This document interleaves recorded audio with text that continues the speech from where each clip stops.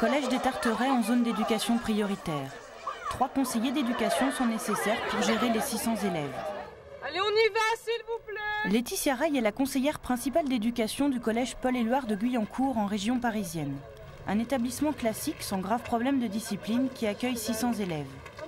Il est 7h45, l'entrée dans le collège est un moment important. Laetitia observe les élèves avec vigilance et doit assurer la sécurité en évitant par exemple les intrusions. Tu m'as rendu ta feuille d'autorisation? Non? Non? Bah non, je te jure que non.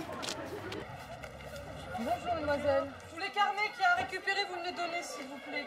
Dès la première heure de cours, Laetitia fait le point sur les retards et les absences. Mon problème.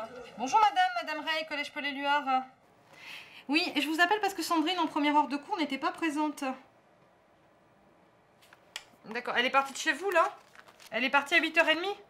Il faudrait absolument madame me faire un mot et puis reprendre avec elle peut-être un peu les absences parce que j'ai eu l'impression qu'il y avait eu à nouveau des trous sur lesquels je n'ai pas d'explication. D'accord? Sylvain, tu as ramené retard, absence, tout ce que tu avais à régler, l'autorisation. Et l'autorisation, elle est où? La grande qualité de mon métier, c'est de les avoir justement de façon personnelle ici, de pouvoir discuter, d'échanger. Parfois c'est houleux, mais il y a toujours quelque chose de constructif. Et on peut le faire parce que justement on est en vis-à-vis, on n'est que deux, on n'est pas dans cette fonction groupe. Donc ça c'était très important pour moi par rapport à un autre métier dans l'éducation nationale.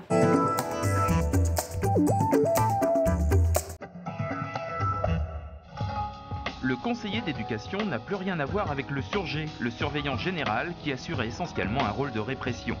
Le conseiller d'éducation est toujours là pour faire respecter les règles, il gère les retards, les absences et les problèmes de discipline avec l'aide des surveillants.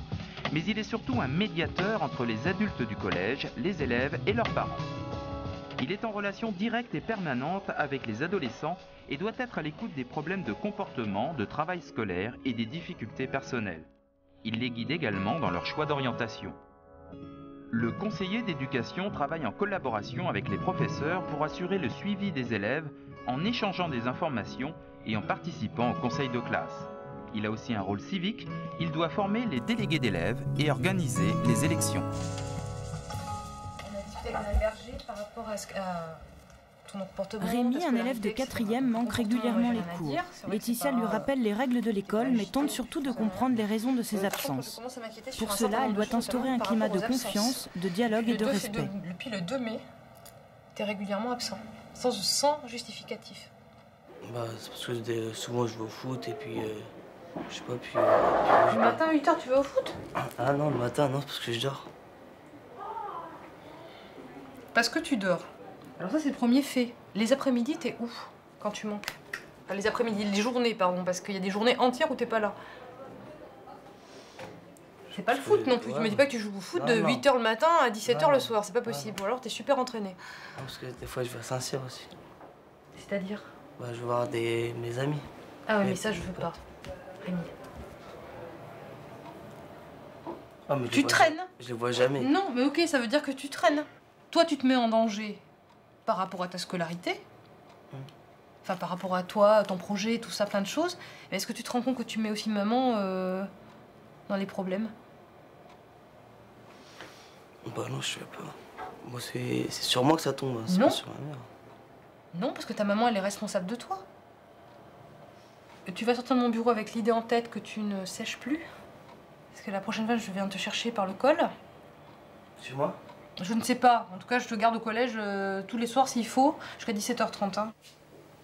Là, c'est un élève qui a quand même pas mal de problèmes, qui est arrivé il y a pas longtemps en fait au collège. Et je vois qu'il a de grosses difficultés personnelles et d'orientation. C'est un élève qui a besoin de reprendre confiance, mais qui a besoin aussi d'être extrêmement cadré. Laetitia ne peut pas gérer seule les cas les plus graves. Aujourd'hui, le père d'un élève est convoqué chez le principal et son adjoint, car son fils a participé à l'agression d'un de ses camarades. Il accepte difficilement l'exclusion temporaire de son enfant. Donc hier, quand j'ai arrivé à la maison, j'ai lu la lettre recommandée et je ne suis pas d'accord. Si, si, parce que chacun a sa part de responsabilité dans l'histoire. Vous n'avez pas à être d'accord ou pas d'accord. La sanction, elle a été prise, elle est légale. hein. Votre enfant reviendra, je vais le voir cet après-midi d'ailleurs. Je vais les voir, les 3 garnements, cet après-midi. Pour moi, l'incident est clos parce que votre enfant, jusqu'à présent, il est impeccable. Il se tient bien, c'est un bon délégué de classe. On a de bons dialogues avec lui, il est bien. Il est vraiment bien. Il a fait une bêtise. Il faut qu'il continue dans ce chemin. J'espère que vous avez compris la démarche qu'on avait au collège. Je comprends oui, votre... Mais au fond de moi, j'ai pas accepté la sanction. Mais je sais que franchement, ça vous fait. je dis oui, j'accepte la sanction. Oui, je suis désolé, j'ai pas accepté la sanction. C'est pas vous, c'est votre fils. Écoutez, je suis conscient parce que le que vous soyez vexé, je comprends. Ça, c'est normal. Je suis gêné. Et ça me fait le... Parce que vous êtes un père... Ne soyez pas gêné. Hein, il peut arriver pire dans la vie. Votre enfant a fait une bêtise. On sait que vous vous occupez de votre enfant. Pour nous, c'est clair. Hein, mais il a fait une bêtise. Il doit en supporter les conséquences. Quelles que soient les relations houleuses ou pas avec les parents, le but, en fait, c'est de resserrer les liens pour qu'il n'y ait pas une politique familiale différente d'une politique scolaire. Donc il faut que les deux se rejoignent et qu'on soit vraiment dans le même sens. Et parfois, effectivement, c'est pas très évident, mais c'est le but, en fait, du métier. C'est aussi servir de relais avec le milieu extérieur aussi.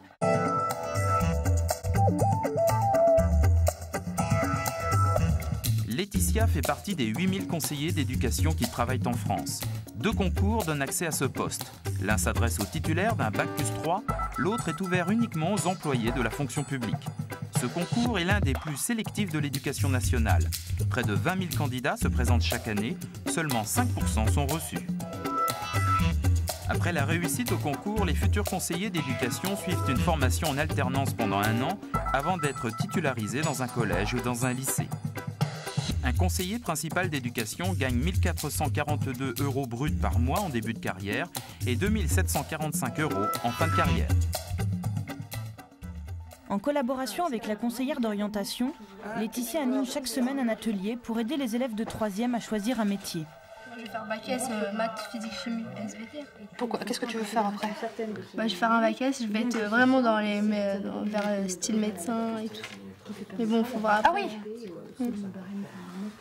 Mais il faut voir après, c'est mes notes. Donc là, pour l'instant, je dis ça. Mais bon. Moi, je suis les élèves en fait, sur un cursus entier, de la 6e à la 3e, ce que ne peuvent pas forcément faire les professeurs principaux, puisqu'ils n'ont pas les mêmes classes et pas les mêmes élèves d'année en année. Donc c'est vrai que j'ai une vision peut-être plus globale d'ensemble et je peux effectuer ce rôle de relais. Un relais auprès des professeurs, pas seulement pour l'orientation, mais pour tout ce qui concerne les élèves. Chaque jour, elle se rend en salle des professeurs pour échanger avec eux des informations sur les élèves. Non seulement ça, mais c'est surtout aussi la capacité des élèves à rendre les trucs correctement libellés. C'est un peu la galère. Elle voit l'enfant en dehors de la classe, donc d'une autre façon. Et elle voit les parents. Et alors elle fait le lien, en fait, elle fait le lien entre chacun. Donc avec ce qu'elle sait, avec ce que nous voyons, et ben, finalement on apprend plein de choses. Et on comprend mieux l'enfant dans son travail, dans la classe. Donc elle a un rôle considérable pour la connaissance de l'enfant, en fait. Et pour le suivi, parce qu'en plus elle les suit sur l'année, il y a tout un travail énorme en fait.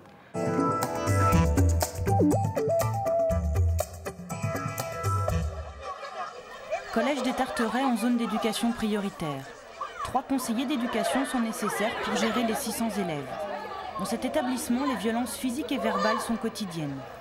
Pour y faire face, des enseignants ont mis en place, il y a 5 ans, un CESAC, suivi éducatif des sanctions. Une initiative qui n'existe que dans quelques collèges difficiles. Le CESAC permet d'éviter les exclusions systématiques. En se réunissant 2 fois par semaine, conseillers d'éducation et professeurs médiateurs rompent leur isolement et tentent de trouver une solution adaptée à chaque incident. Aujourd'hui, ils étudient le cas d'une élève de 3e. Elle n'est pas retournée à sa place, mais allée à une autre place. Elle a alors ri, parlé fort, et je lui ai demandé de se taire et d'écouter. Elle est alors rentrée dans une colère noire et s'est précipitée sur moi. Je l'ai fait renvoyer chez Monsieur Lannon, mais elle revenait dans la classe comme une furie en se précipitant sur moi. Les élèves faisaient un rempart entre nous en lui disant de ne pas frapper. Pour cet élève, ils envisagent un conseil de discipline. Ils reçoivent ensuite Mélissa, suivie depuis 2 ans par le CESAC. Cet élève de 4e était régulièrement sanctionné pour son agressivité. Il lui rappelle une dernière fois les règles. Parce que tu sais que quand on punit, c'est pas par plaisir. On a noté certains progrès, mais maintenant, on a envie de dire encore plus pour Mélissa. C'est-à-dire que maintenant, tu es sur la voie où tu devrais réussir à finir ta scolarité sans aucun problème, et donc maintenant, il n'y a plus de raison qu'on se revoie parce qu'il y a notre rapport. Maintenant, les rapports, on ne doit plus en parler pour toi. Bien sûr qu'il y a des problèmes, on ne se le cache pas, hein, mais c'est vrai que je pense que le travail du CESAC est très important et qu'on n'aurait pas les mêmes rapports avec les élèves si on n'avait pas cette cellule de médiation.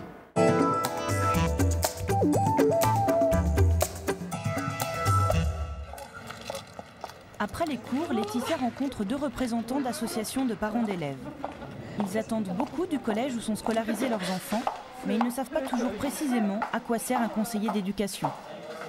Quand on ne connaît pas le collège, on a une image sanction de... Mais tout à fait, tout à fait. Alors CPE, c'est l'ancien surveillant Oui, général, voilà, c'est le surgé. Hein, c'est ça.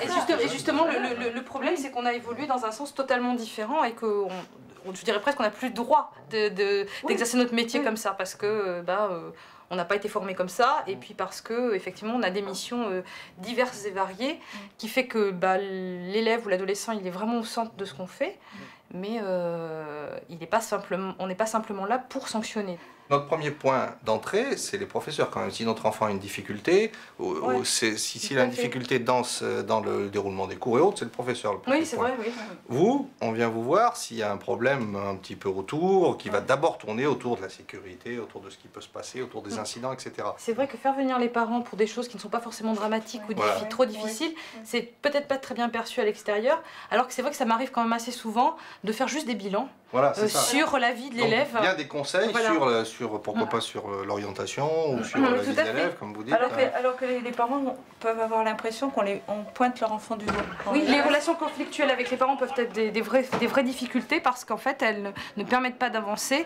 Et parfois, le dialogue est extrêmement difficile avec certains parents, puisqu'ils viennent au collège, ou alors ils n'y viennent pas, en pensant que la relation avec moi ou carrément avec l'école, parce que je suis un peu symboliquement représentative de quelque chose, ne peut se passer que par le non-dialogue, la colère. Et ça, c'est très très difficile. Les parents qui font l'effort de franchir le pas du collège, de rentrer dans le collège, de venir vous voir, je pense qu'après, quand même, il doit y avoir un mieux quand même derrière. Petit à petit, bon, hormis quelques cas, hein, mais sinon c'est vrai que petit à petit, même si on est passé parfois par le conflit sur une première entrevue, si je refais l'effort en fait de les rappeler, de vouloir discuter avec, de les reconvoquer, etc., etc. Et puis petit à petit, il y a aussi une confiance qui s'instaure et on finit par travailler ensemble.